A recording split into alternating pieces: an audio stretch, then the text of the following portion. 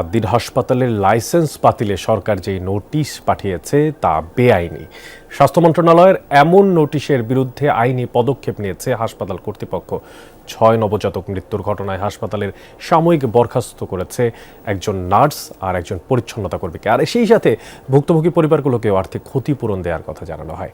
এক সংবাদ সম্মেলনে হাসপাতাল কর্তৃপক্ষের সঙ্গে এসব কথা জানান সুপ্রিম কোর্টের সিনিয়র আইনজীবী অ্যাডভোকেট শিশির মনির। আর এই সময় ভুক্তভোগী পরিবার দোষীদের শাস্তির দাবি জানান, তবে হাসপাতাল বন্ধ হোক এমনটা চান না তারা। গত 27 মে ঈদের আগের দিন সকালে রাজধানীর মগবাজারে আদ্দিন হাসপাতালটির নবজাতক ওয়ার্ডে রহস্যজনকভাবে 6 শিশুর মৃত্যু হয়। এ নিয়ে দেশ জুড়ে আলোচনা শুরু হলে সরকারের পক্ষ থেকে গঠন করা হয় উচ্চ পর্যায়ের তদন্ত কমিটি। তদন্ত রিপোর্টে 6 নবজাতকের মৃত্যুর পেছনে চিকিৎসক না থাকা, নার্স, স্টাফ ও হাসপাতাল কর্তৃপক্ষের অবহেলাজনিত কারণ স্পষ্টভাবে উল্লেখ করা হয়। অক্সিজেনটা বন্ধ ছিল, এক পেশে মানুষ। শনিবার তদন্ত প্রতিবেদন নিয়ে হাসপাতাল কর্তৃপক্ষ আনুষ্ঠানিক ব্রিফিং করেন। এতে উপস্থিত থাকেন ভুক্তভোগী পরিবারগুলো। হাসপাতালের পক্ষ থেকে সিনিয়র আইনজীবী শিশির মনির জানান, পেশাগত দায়িত্বে অবহেলার কারণে একজন নার্স এবং একজন পরিচ্ছন্নতা কর্মীকে সাময়িক বরখাস্ত করা হয়েছে। দাবি করেন, লাইসেন্স বাতিলে সরকার যে নোটিশ পাঠিয়েছে তা বেআইনি।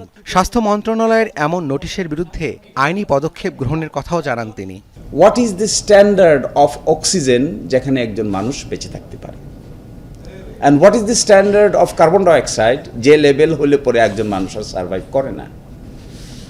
So we didn't find anything specific in the investigating report যে কারণে একটা হাসপাতালের লাইসেন্স ক্যান্সেল করা যায়, এই ধরনের কোনো কারণ এখানে বিদ্যমান নাই। ফলে আমরা মনে করি স্বাস্থ্য মন্ত্রণালয়ের this notice is not in accordance with law. ভুক্তভোগী পরিবারগুলোর পাশে আজীবন থাকার ঘোষণাও দিয়েছে হাসপাতাল কর্তৃপক্ষ। জানানো হয়, ভুক্তভোগী পরিবারের কেউ উপযুক্ত হলে চাকরির নিশ্চয়তা দেওয়া হবে, একই সাথে দেওয়া হবে সম্মানজনক আর্থিক ক্ষতিপূরণ। এই ঘটনার জন্য ভুক্তভোগী পরিবারের পাশে একটি সম্মানজনক এবং রেসপেক্টফুল পজিশনে আদ্দিন হাসপাতাল ভুক্তভোগী পরিবারকে ক্ষতিপূরণের ব্যবস্থা করবে, যেটি সম্মানজনক হয়, যেটি সকলের কাছে গ্রহণযোগ্য হয়। সংবাদ সম্মেলনে ভুক্তভোগী পরিবারের পক্ষ থেকে জানানো হয়, হাসপাতাল বন্ধ করা সমাধান নয়। তাদের সন্তানের মৃত্যুর জন্য যে বা যারা দায়ী তারা কেবল তাদের শাস্তি চান।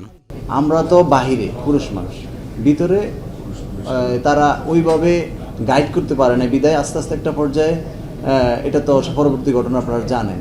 এখন এটার কারণে একটা বড় প্রতিষ্ঠান বন্ধ করে দেবেন, এটা আমরা চাই না।